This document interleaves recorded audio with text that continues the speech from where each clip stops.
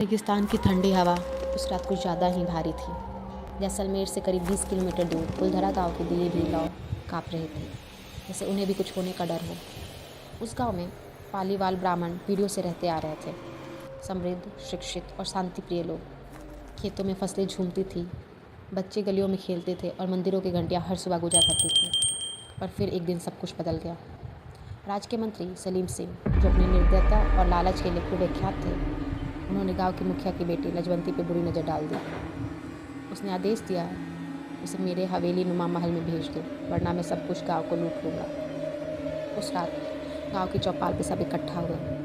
बुजुर्गों की आंखों में आंसू थे, बच्चों की आंखों में डर। किसी ने कहा, हम लजवंती को नहीं देंगे, चाहे जो हो जाए। और तभी तय हुआ कि सब गांव छोड़ देंगे। चांदनी रात में लगभग 85 गांव के लोग अपने देवताओं की मूर्तियाँ, मिट्टी के दीपक और कुछ अनाज साथ लेकर चुपचाप निकल गए। जाने से पहले उन्होंने मिट्टी पर हाथ रख के कहा, जिसने इस धरती की पवित्रता को तोड़ा वो यहाँ कभी शांति से ना रह पाएगा। अब ये धरती श्रापित होगी। सुबह जब सूरज उगा, कुलधरा पूरी तरह खाली था।